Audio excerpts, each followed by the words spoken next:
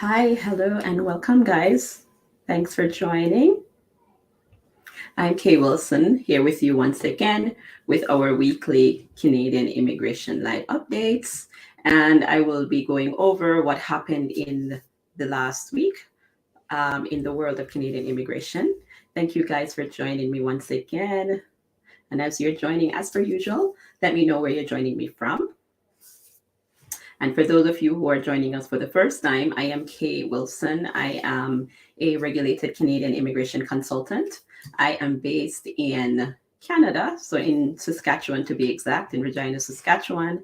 And I have clients that we work with right now who are from different countries across the world. We have a lot of the bulk of the people that we usually serve are from the Caribbean region.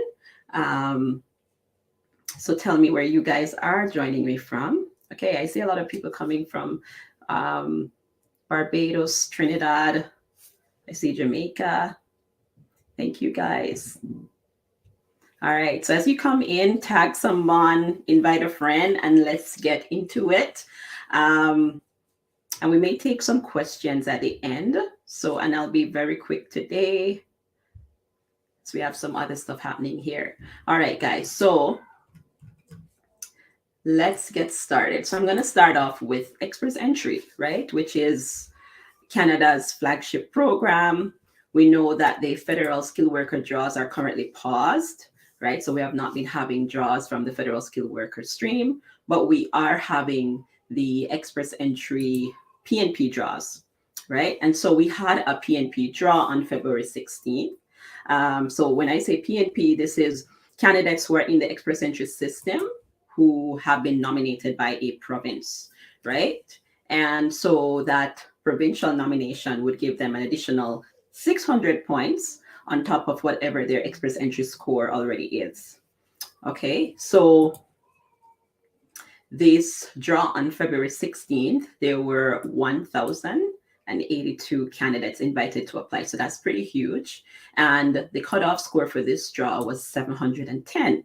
And remember, I said that these candidates would have gotten an extra 600 points, right? So this means that the lowest scoring candidate would have been 110, right? So that's pretty low, which gives hope to a lot of people who may be in the pool and whose score may not be very high, right?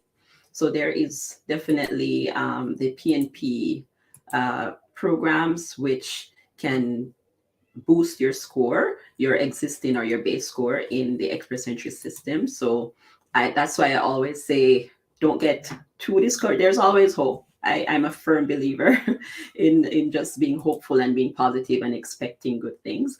But there's always a way. And like I said, just do your part, get in the pool. That is the most that you can do. And then also seek out ways that you can improve your scores, right? All right, so the Express Entry draw happened, and then British Columbia, as per usual, every week we talk about BC, beautiful British Columbia. So that's Canada's, that's a western province in Canada. So it's on Canada's west coast, British Columbia. They had a tech draw on February 15th, and they issued 126 invitations to apply for permanent residency.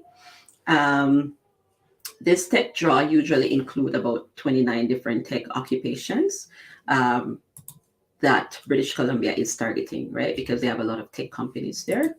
And so with this draw, there were different categories of candidates that were selected. So we had skilled worker stream, we had the international graduate stream, the skilled worker express entry stream, as well as the international graduate express entry stream. And when we say international graduates, these are typically those who have come to Canada to study, right? So if you have studied in Canada, there will be additional opportunities for you in terms of permanent residence programs to avail yourself to, right? compared to those who may be outside Canada. So if you have studied in Canada, it opens up a lot more opportunities for you to apply for permanent residence. So it's a very well-known pathway to permanent residence. Next one is British Columbia continuing. They actually had a draw yesterday, February 22nd. So another huge draw. This time it's not the tech pilot. It's a draw from their other streams, and they had two draws. So one for where 145 candidates were invited, and then one where 15 candidates. So remember I said BC tends to have these draws every week, right? So you can expect their draws, and they typically, I see the same knocks draws for the same knocks being conducted separately. So 0621 and 0631. So you can look up those knocks. I believe they are related to restaurant management. They tend to draw those as well. And you'll find too that for those who might be, on the job search for work in Canada, you'll find that, especially now, you'll have a lot of service-based businesses who are looking for workers. So like restaurants, people who will need staff on the front line because of the restrictions as a result of COVID-19, some businesses having to be closed and reopened, they lose their staff, right? And so a lot of them, as they reopen, they are in need of different staffing. So there will always be opportunities there. The next one I'm going to touch on is Alberta. So the Alberta PNP, and we're going to look a little bit more at Alberta. They actually changed their name. They started off being the Alberta Immigrant Nominee Program. Now they have changed their name to the Alberta Advantage Immigration Strategy, right? So we'll talk a little bit more about that. But they had a draw on February 1st. So typically, Alberta will have their draws about once per month, but they generally won't provide the details of those until a little bit later, right? So they had a draw on February 1st, and they invited 400 candidates. The cutoff for this draw was 340 in terms of points. And of course, these candidates were from the express entry system, right? So again, an opportunity for you, if you are in the express entry system, to get nominated by one of these provinces. And Alberta typically does not provide any details with regards to their the knock codes and so on, the criteria that they use to select these candidates. We just know that the cutoff is 340. So it's still, on the lower end of the spectrum. Remember, with the express entry system, the most that a candidate can get in the system in terms of points on their own without a provincial nomination is usually 600, right? Up to 600. It's not possible to get more than that. And even so, most people are not going to be at the 600 mark. But the maximum that you typically could get as a candidate without a provincial nomination is 600 points. And there are up to 1,200 points that you can have in the system. Okay, so I am going to touch next on, before I even go to Quebec, I'm going to talk a little bit about Alberta. So yeah, as I mentioned, Alberta changed the name of their program. So of course, it's called the AINP, the Alberta Immigrant Nominee Program. It's now been rebranded, and they're now calling it the Alberta Advantage Immigration Program. And they sought to change this as a way to help promote Alberta's reputation and the benefits of coming to Alberta, right, as an attractive place when choosing where to work and raise your family in Canada. And with that, my question to you guys is, are any of you looking at moving to Alberta? So they have some new streams, some new programs that they have recently launched. Let me see those of you who had Alberta as the place that you wanted to go in Canada, or the province, or are you just open to going anywhere? Yes, okay. I see some folks chiming in.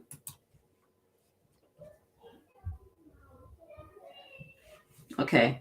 I see some folks chiming in. Yes. Yeah. So Alberta is generally a great little destination.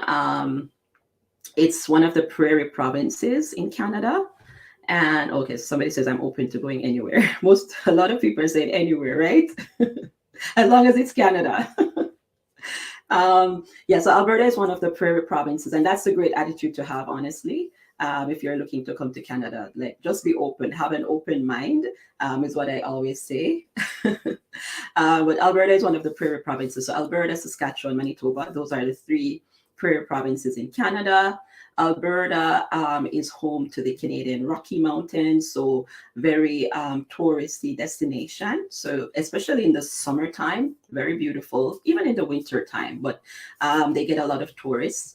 In the summer, Alberta is the oil and gas capital of Canada. So their primary source of economic activity is oil. So if you're so engineers and people who work in mining and stuff like that usually target Alberta as a destination, and some trades as well. So just to give you a little bit about Alberta as a province. So they have rebranded with the hope of attracting more immigrants to come to Alberta. Alberta has definitely been growing in the last couple of years. If you are trying to avoid Ontario, like a big city like Toronto, and you want oil and gas, Tanisha.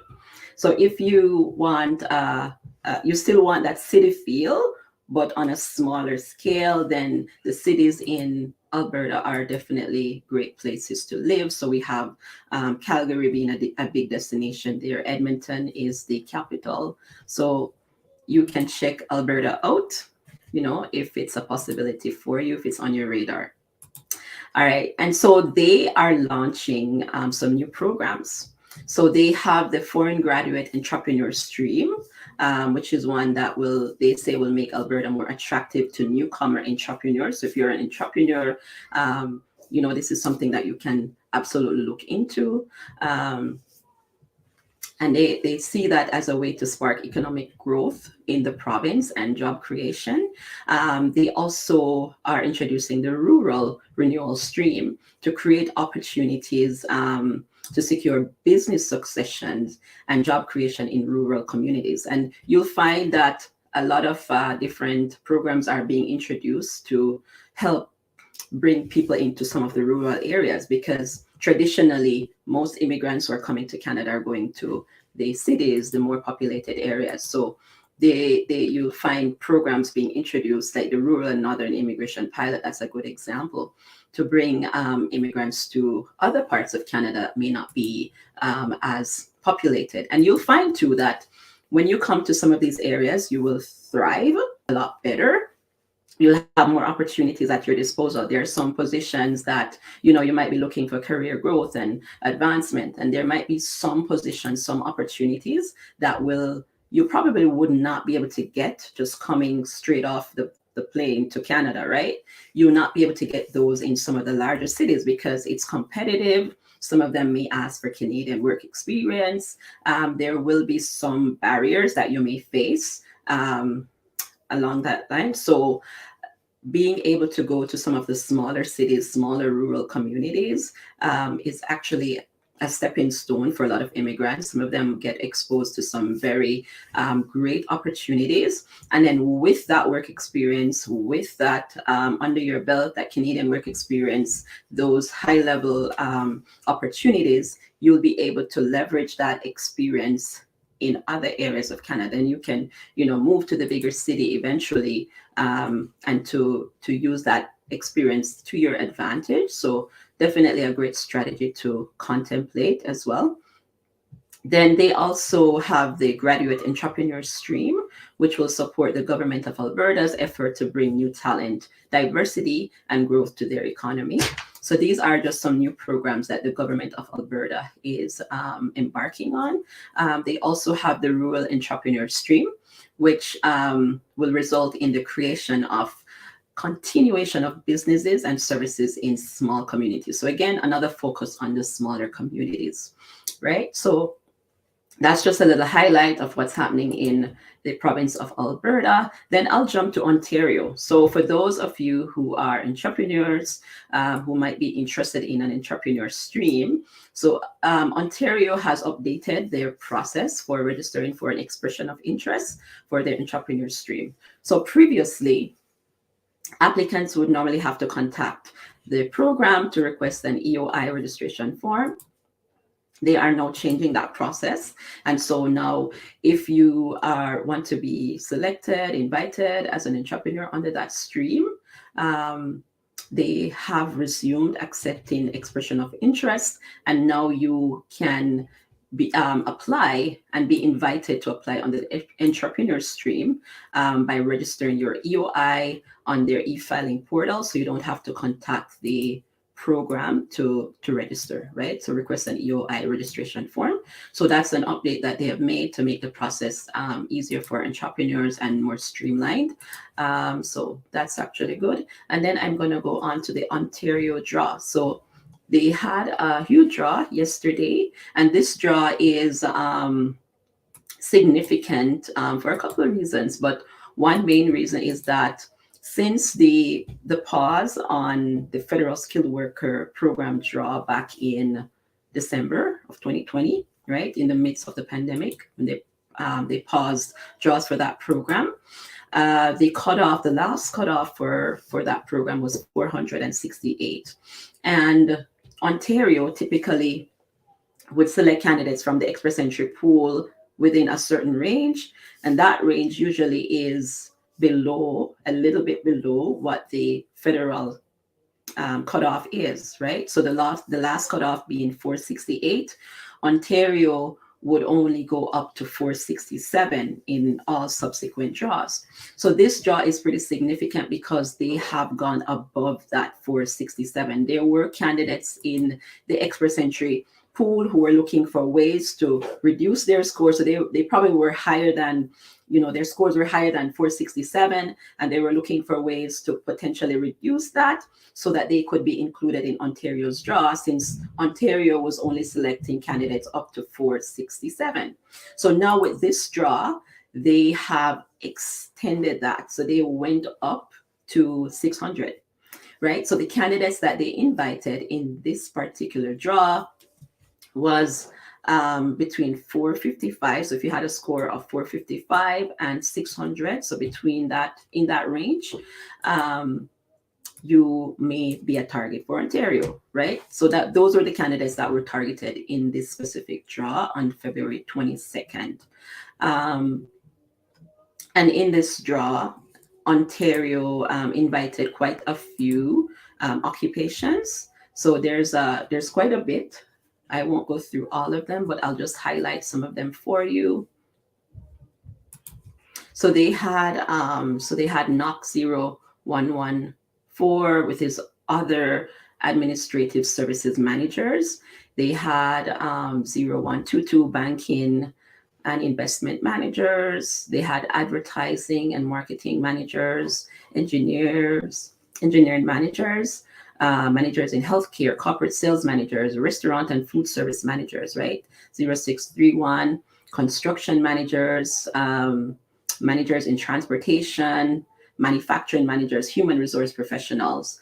So the scope for this draw was pretty broad. They had licensed practical nurses also being selected, opticians, medical lab technologists. So take note of this, the range here. They had registered nurses and psychiatric nurses as well.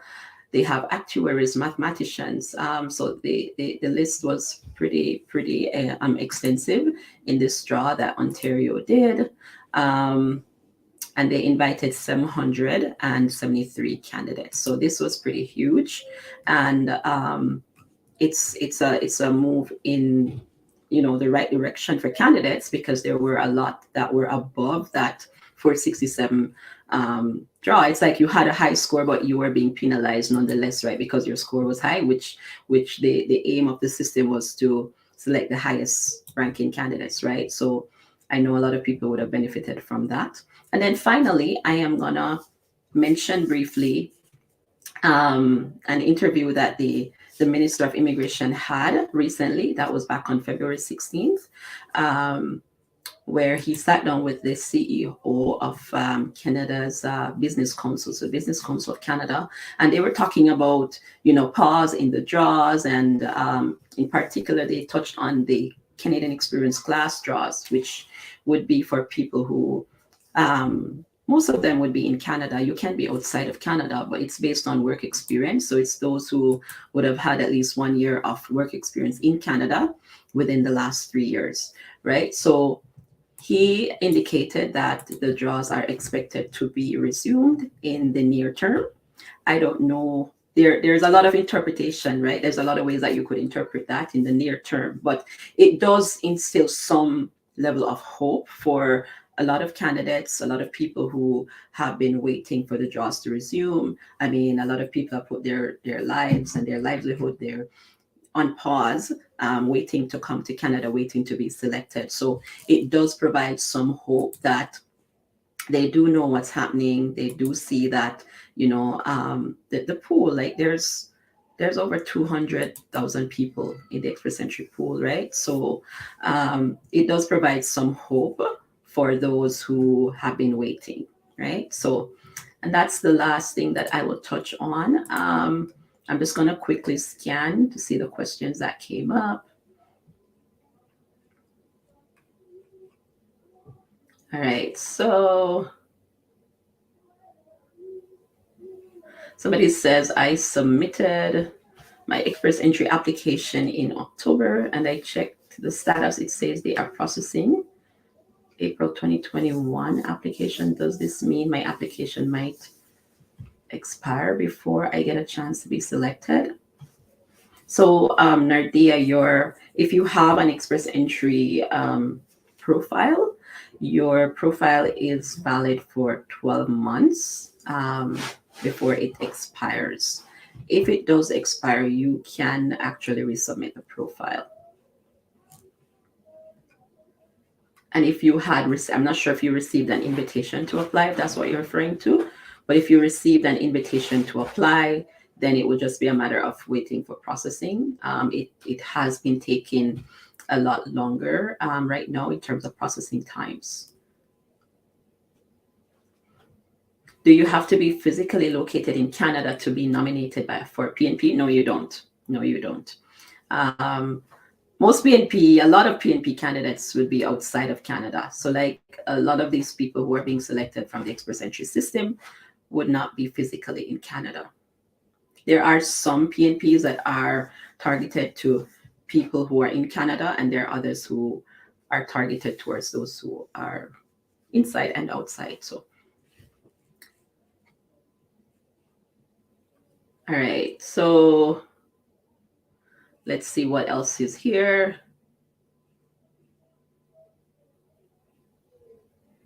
Richard, thank you so much. All right. Let's see what else. I know I saw some questions here. Sorry, guys, I missed some of the questions.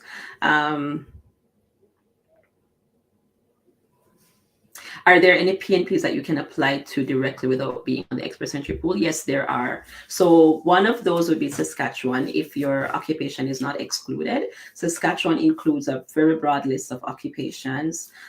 They do have a minimum cutoff of 60, but the draws are very occupation specific, right? And then there's also a cutoff. So they also have a list of occupations that they're not looking to select right now. So you'll have to look at that list and make sure your occupation is not excluded. But yeah, that would definitely be one where you don't need to be in the express entry system.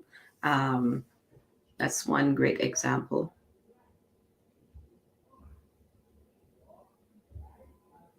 Okay, so if we apply for express entry this year from Jamaica, how long before a selection takes place, as in how long before we can migrate to Canada? That's a good question. You want to give yourself some time. So permanent residence applications, right now, Canada has a backlog of applications that they're trying to clear. And some program draws, like the federal skilled worker draws, are paused, right? Generally, though, I usually say you want to that process, if you're applying for, especially through Express Entry or PNP, it's not going to be a sprint. You're not going to be in Canada, definitely not in the same year. You want to give yourself, give yourself a 2-year window and plan for that, based on when you're selected. How do you get your name on the list? You have to get into the pool of candidates, right? So that's the simplest way I can say. Firstly, you have to determine that you're eligible, and then you can get on get in the pool of candidates, right? So if you want more detail, just send us a DM and my team can guide you from there. Do you have to apply directly to the Alberta Immigration Program? So the one that we mentioned, so they have different streams, right? Alberta has different streams. Some you can, like, for example, they have a tech pathway that they recently introduced. That one, you have to fill out a form. So they have a form on their website that you must complete. But of course, a prerequisite is that you have an Express Entry profile, right? Whereas with the draws from the Express Entry system from Alberta, you don't need to apply directly. You just need to have an Express Entry profile and also express an interest in going to Alberta. So when you complete your profile, there'll be a question. There'll be a question about, where you plan to go, that kind of thing. So you would have to indicate an interest in that province.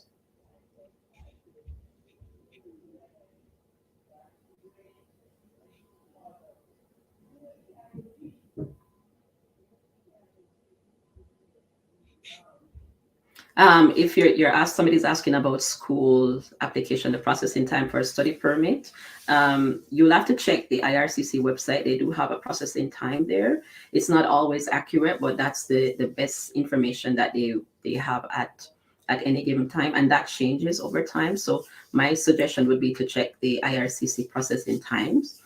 We have had applications approved in different time frames. Like if you check some of our posts for this week, you'll see one that was approved. We had a candidate from Trinidad and Tobago, and her application was approved within 10 days, right? So it really varies by visa office.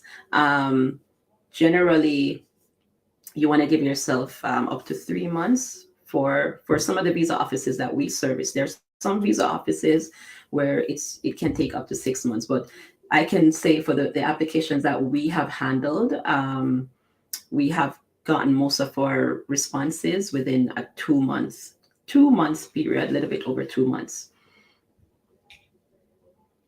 And you also want to apply in advance of you being ready to start school, right? So in most cases, the IRCC will process the study permits within that time, but sometimes they may not. And you might have to ask for a deferral of your program if your study permit is not processed in time for you to start school. All right, so bear that in mind. All right, guys, I think that's all the time I have for today. Thank you so much for joining, and I will catch up with you guys next week. Take care.